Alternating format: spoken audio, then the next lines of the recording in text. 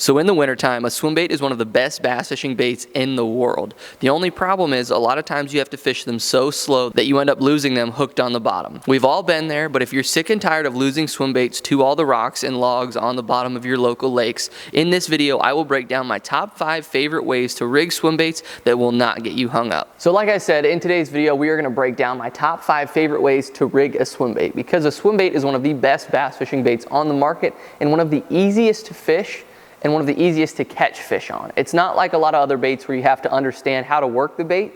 A swimbait is one of those baits that you can just cast it out, reel it in, and that's almost exactly how you're supposed to work it. But if you've ever fished a swimbait in the wintertime, you know how slow you have to fish it to get those fish to react sometimes can sometimes get you hung up on the bottom. And by sometimes, I mean all of the time.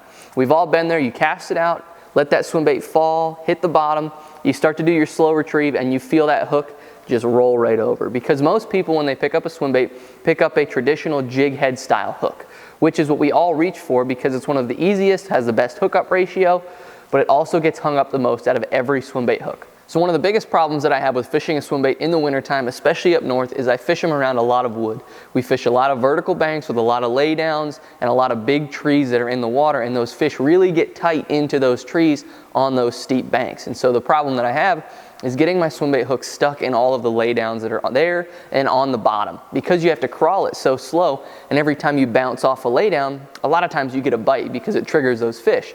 But the problem is if you get stuck before you get the bite, you kind of ruin the whole tree because you end up shaking your rod and breaking it off into that tree, and it sounds like a gunshot going off the water, and it really scares those fish. So the way I like to rig it to avoid doing that is with your belly weighted swimbait hooks. There's a ton of these out there on the market. You can have your traditional belly weighted hooks, or you can have your belly weighted with a blade on it, the underspin style, to kind of give it a little bit something else, give it a little extra flash, a little bit of extra vibration. But those two help me get it through all of those different trees, and it also works extremely good around grass. Because the way you rig this bait, you can weasel it in and out of the grass, especially hydrilla and milfoil, but it's probably my go-to way when you're fishing vertical banks and grass in the wintertime. So most belly weighted hooks come with a screw lock on the front of them, so that allows you to screw the front of the swimbait into the screw lock. And then all you have to do is line your hook up and then Texpose your hook when you bring it through the bait, and it lays perfectly on there. Sometimes different company swimbait hooks you'll have to bend to lay perfectly flat. But if you're using Z-Man style swimbaits or Laztech style swimbaits, I like to go with more of the Z-Man style hooks where you don't have that screw lock, because if you've ever tried to screw lock into a Z-Man bait, you can know it's pretty frustrating. So Z-Man actually makes a chin locks hook, which is a really great option if you're still trying to put a belly weight style hook into that bait. So one of the other problems with fishing swimbaits in the wintertime is fishing around grass. If you live down south in Florida, if you live anywhere across the country that has grass in your lakes, you know how much bass cling to vegetation in the wintertime. And so it can be really hard to fish an open hook style swimbait through a lot of those areas. Now the first swimbait hook that we talked about, that underspin and that belly weighted hook, really work well when it comes to fishing swimbaits through grass, but there's an even better option, and that is throwing them on a traditional Texas rig style hook. Because instead of having your weight on the belly of that hook, which is going to pull the belly of that into that grass, if you Texas rig it with a bullet weight on the front of it, that's going to put that weight in the front, which is going to allow it to bulldoze and push through that grass and give it the same swimming action that you would have on a jig head style hook. But then you can Texas rig it to allow it to swim through that grass without getting hung up in the grass. Then you can also change your weights for the different styles you're fishing without having to change your hook, because one of the most frustrating things for me was always having to line your hook up with the size swimbait you're using, but then fighting to find the right head size. So if I'm fishing a 4-inch swimbait and I'm trying to throw a 1/4-inch jig head, a lot of times I ended up fighting trying to find the perfect size hook. Well, now you can just leave your perfect size Texas rig hook in there and just change the bullet weight, which allows me to fish it super nice through that grass and change the weight to match how deep I'm fishing without having to change my hook. So another problem with fishing a swimbait in the wintertime is a lot of times those fish are really, really deep. And what that means is you have to throw really, really big jig head style hooks because you have to get those baits down that deep. Well, that can be pretty frustrating when you're trying to fish a 3-inch swimbait and you have to put a 1/2 or a 3/4 ounce swimbait head on there because the hooks just simply overpower the swimbait. It takes away a lot of the swimming action style of that swimbait when you're trying to fish it that heavy. So one way that I get around this is fishing a traditional Carolina rig, because what that allows me to do is get that swimbait down deep with still having that swimbait with no weight on it. So that Carolina rig will take the fall for the weight, and then I can do a slow reel and have my traditional EWG style hook in that swim bait and have that bait back there just swimming on naturally, because the weight of the hook will keel your swim bait if you have it rigged perfectly straight. And that will allow me to fish deep rock piles, deep edges, ledges in the wintertime without having to throw these giant swim baits, because a lot of times people are fishing 3-4 inch swim baits and they don't want to overpower it with a giant hook. Now if you're fishing Guntersville or anywhere in Texas where you're trying to fish really big swim baits, it doesn't affect you guys as much because you're using big swim baits, so big swim bait hooks just fit more naturally on there. But if you're fishing some of those deep areas and there's logs, there's laydowns, there's brush in a lot of those places, like if you're fishing in Alabama and Texas, they love to put brush in the lakes. And so a lot of times if you're fishing around that brush and you're fishing a big swim bait, it's gonna get hung up into that, because as soon as it hits that brush pile or a big tree down there. But if you're fishing on a river current edge where they love to put brush, or there's just trees that get washed into your lake, as soon as your swim bait hits it, it's gonna turn over and get stuck immediately. But if you pair that on a Carolina rig, then you basically have your bait Texas rigged, and it'll allow it to come through that a lot easier, and it will also allow you to feel where you're at on the bottom. So if you're in that nice rocky cover, you can feel it so much easier, especially with all the developments of tungsten Carolina rig weights. You not only have to fish brass anymore, you can fish a bunch of different options to really minimize how big your weight is. And then it also allows you to fish heavier gear with those swim baits to allow to pull those fish up and get them out of there immediately. So probably the biggest problem I have when it comes to fishing a swim bait is fishing them around shallow rock. And this really happens when I'm fishing around shallow edges where they drop off, or if I'm fishing in rivers where you're trying to bump the bottom, but with the weight of a jig head being so forward, as soon as you start to crawl across the bottom, it wedges into pretty much every crevice that you can find. Well, one way that I've learned to get around this is by fishing one of everybody's hottest new baits, and that's the hover rig.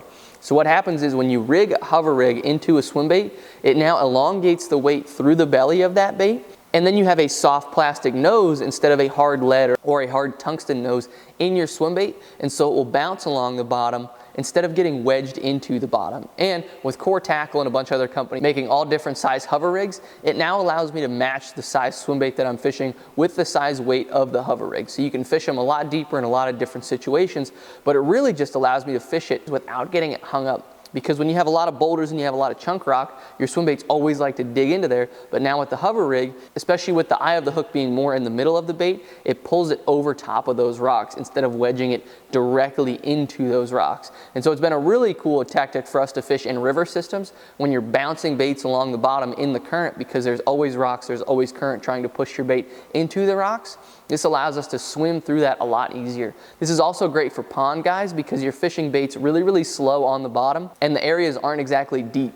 And so instead of trying to fish a traditional swim bait style where you're just bringing up leaves, you're bringing up grass, you're bringing up wood, now you can have that hover rig style swim bait on there where you can crawl it across the bottom and it will bounce over that stuff a lot easier, and it allows you to fish really lightweight swim baits a lot easier on the bottom. So the last way I like to fish a swim bait in the wintertime is with a traditional jig head style, because it's hard to beat a jig head when you're fishing a lot of open water situations, and there is a lot of the country that is still fishing suspended fish, especially with forward facing sonar, but there is a difference in the style that I like to fish. Most people like to fish your traditional ball head style hooks, where I like to fish a wedge style swim bait head. And what I mean by wedge style is when you look at this head by Z-Man, what it has a keeled swim bait head. So it doesn't have a traditional pointed head, it has a 90-degree line tie with a keeled style, or a big flat bottom with a pointed head. And so what that does is that helps it come over cover, and that also helps you hook fish a lot better, because when you set the hook with your swim bait, it doesn't roll in the fish's mouth at all, it stays upright. And so what that does is that puts the hook in the roof of that fish's mouth a lot easier, but specifically it allows me to fish it over cover on the bottom, because with that wedge style and that flat bottom, it has a tendency to ride over top of it because it doesn't let it twist as easy as a traditional ball head style would. Because the weight is all put on the bottom side of that swim bait head, what it does is it comes over top of it and not allowing it to rock and roll across the bottom, which is a really, really big advantage when you're fishing deeper style swim baits, or when you're fishing for suspended fish and you have to drop it down to the bottom to get those fish to check on it.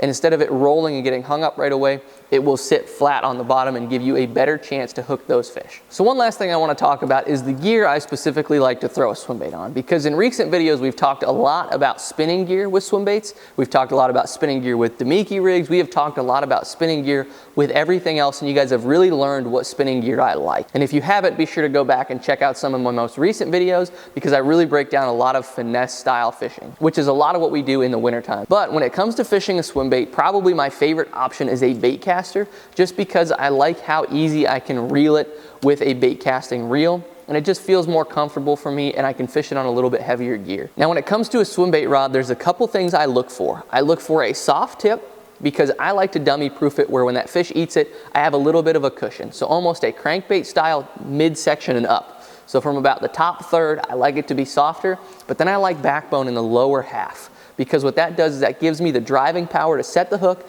and really bring those fish up.